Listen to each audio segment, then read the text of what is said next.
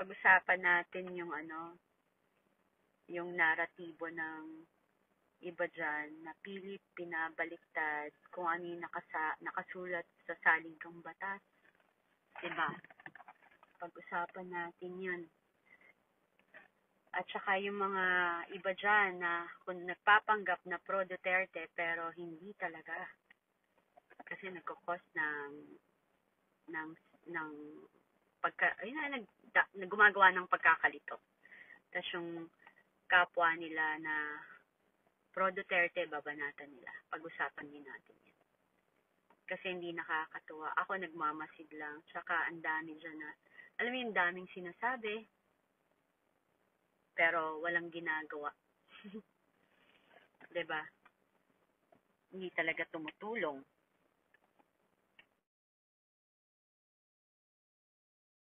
Yon. Tapos ngayon, election na ho, bantayan niyo ho yung mga yung mga tatakbo ngayon na um, bantayan nyo, tingnan nyo yung nangyari. Hanggang ngayon nananahimik sila dun sa BICAM, yung mga tatakbo dyan sa Congress.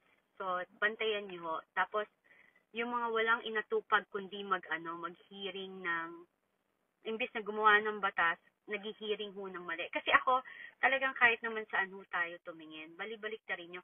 Sana, ako, kung tinitingnan nyo ang confidential fund ni VP Sara, paulit-ulit kasi yung topic sa yung bato sa kay VP Sara. So, pabalik-balik din tayo na nagbibigay ng common sense. Sana, lahat din ho ng may confidential funds, imbestigahan nyo din.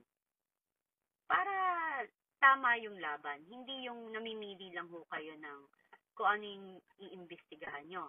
Tapos second, yung paulit-ulit din na ang sinasabi nila is yung ginawa lang nila yung nararapat. Wala, ang nga dyan, wala ho tayo sa jurisdiction na ng ICC. So kahit saan nyo po tingnan, nasa saligang batas natin na even ang panghuli po, basahin lang ho, ang dali hong basahin kasi nandyan naman publicly, i-research nyo lang po na may mali talaga sa mga nangyari. So kaya nga, the more na pinipilit nilang alam mo yon, pinipilit nila yung gusto nila, the more lalong nagkakaproblema, nagagalit ang tao. Kaya dapat talaga makinig ang ating mga leader sa atin. Hindi pwedeng stubborn. Hindi pwedeng brat, di ba? Yun yung akin. Tapos, congratulations sa lahat na nag-celebrate ng birthday ni PRRD. For sure yan talaga mapupunta yan sa Guinness Book of Record kasi yun naman talaga yung gusto natin. The only president of the Philippines na sinelebrate ang kanyang birthday sa buong mundo. Minahal at saka na-appreciate talaga yung ginawa niya. Kung yan po talaga ay masamang tao, kitang-kita nyo yung effort na ginawa ng mga Pilipino sa buong mundo at dito sa Pilipinas. So, it's undeniable. Hindi nyo yan ma-deny na talaga kung maraming naniniwala sa liderato ni President Rodrigo Roa Duterte. So, yun. Tapos ngayong election ho, tayo ho ay maging matalinong bumoto. Tingnan nyo, kailangan ilagay nyo dyan, kung pwede, mga bago na ilagay natin. Kasi kung kinain na ng sistema ang ibang dating nakaupo, palitan nyo na ho. Kasi kung hindi nila kayang manindigan at magsalita at ipagtanggol ang kaban ng bayan at ang ating bansa at ang welfare ng mamamayang Pilipino, huwag nyo na hong ibalik sa pwesto. Huwag na ho ninyong ibalik. Yung mga nananahimik sa mga problema ng bayan, huwag nyo na hong ibalik sa pwesto. Yun po ang pinaka-importante. Kasi kailangan ho, principled, may integridad, may paninindigan, hindi po takot. Hindi na dadaan sa hindi na tatakot mawalan ng budget or pera kasi hindi ka pumasok sa politika para dahil sa pera. Pumasok ka sa politika para ipagtanggol mo ang sambayanan or ang distritong iyong inuupuan. At magkaroon ka ng integrity, and ang tawag dito, paninindigan. Yun yung pinaka-importante kasi, 'di ba?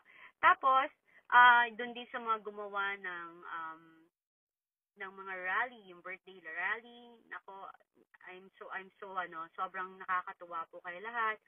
Sila Attorney Trixie, sila Joey, talagang umeffort from Liwasan, Luneta, nagmenjola, talagang effort ho yun, yung lakaran, yung mga tao talaga, kitang-kita mo yung yung love na they would just wanted to speak up and na masabi nila yung, what do you call this, yung saloobin nila. And yun nga, meron naman kasi tayong freedom of speech dito. Dapat hindi talaga natin, nasa batas din po yan na dapat hindi pinipigilan ang pagsasalita. Kasi yun po yung frustration ng mamayang Pilipino. As long na hindi po sila nagiging physical, that's okay lang po yun.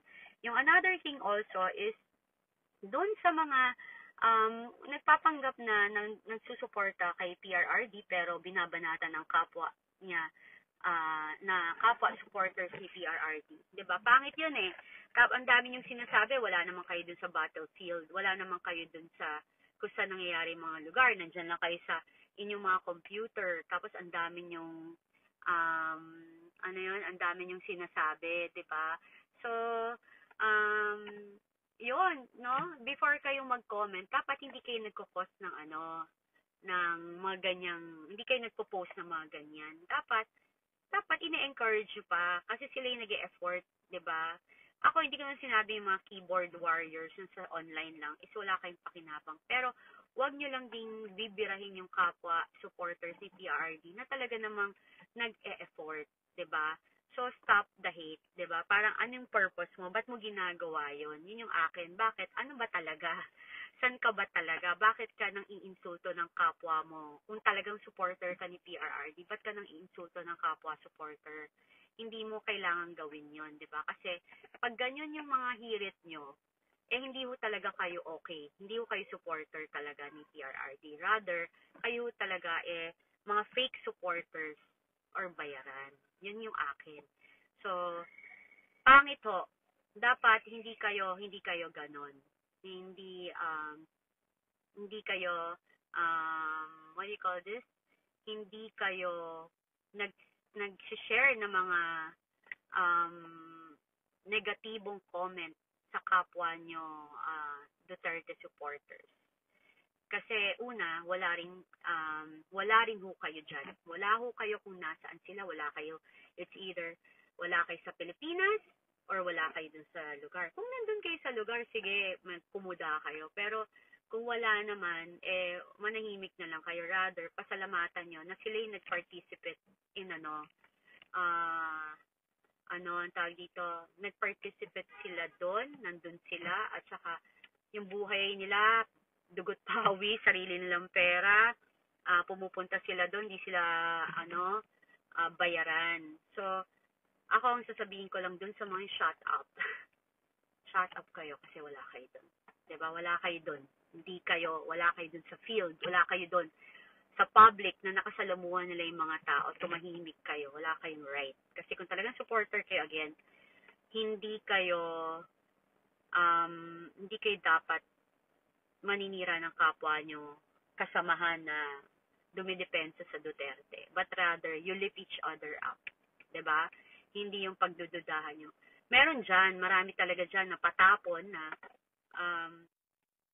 para lang malaman yung mga plano. Ako, marami akong ganon na napapansin ko.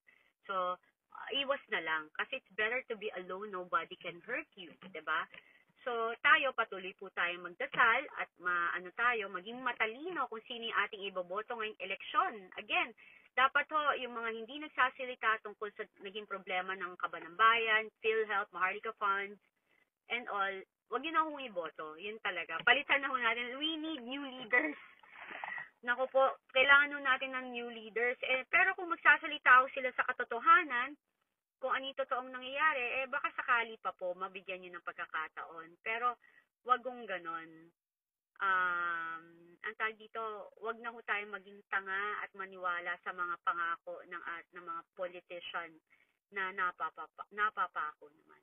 And yes, totoo yan, may trolls ho. Hanapin nyo ho talaga, meron ho, magtataka kayo, meron ho yan, na may nag-hire ho na kunwari consultant consultant sila, pero sa presentation nila ang tatanungin sa iyo, pro Duterte ka ba or pro BBM? Kukunin ka na consultant kunwari. Pero gagamitin nila as keyboard warriors to attack the Duterte and the supporters and all the people who's defending Duterte. Yun lang. So, ako ganon, no? Mag-ingat tayo, especially, at saka yung another panawagan, maraming nagpapanggap na malapit sa mga Duterte pero nagsosolicit. Wag ho kayong maniwala, not unless confirm mismo sa pamilya Duterte. Wala hong may karapatang mag-solicit in behalf of the Duterte dahil hindi ho sila nagsosolicit. Okay?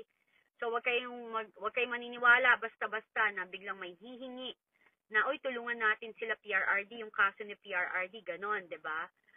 Wag na lang ho kayong maniwala na merong ganun po, na nagsosolicit to help the family, PRRD Duterte family. So, hayaan niyo ho na mismo ang Duterte ang mag-ask sa inyo ng tulong, hindi ho yung ibang tao. And yun dun sa mga may balak tumulong na lang ho kayo, at saka talaga hong kontakin nyo talaga ang pamilya. Pero as of this moment, hindi ho sila nagsosolicit or wala silang hinihingan ng tulong or pera. So sa mga gumagamit sa kanila, wag ho kayong maniniwala at mag-ingat ho kayo. Okay?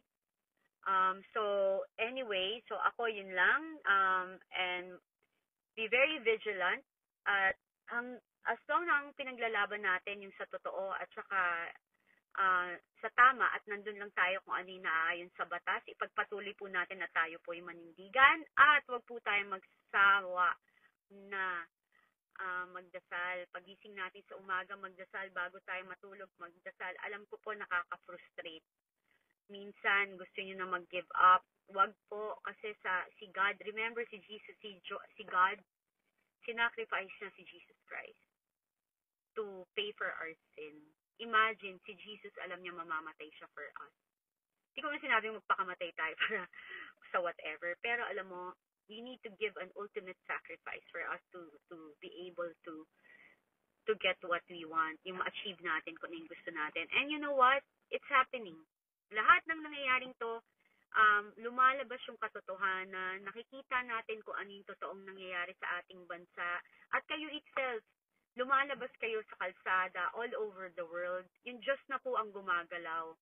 Yun po. So, panalangin, manindigan sa tama, at dapat po patuloy na labanan ang kamalian at kasinungalingan. God bless po, and ingat po kayo. And patuloy, pagising sa, again, dasal po. Wala pong imposible na magtiwala tayo sa Panginoon dahil siya po ang magagabay sa atin sa bawat desisyong ginagawa natin sa ating buhay.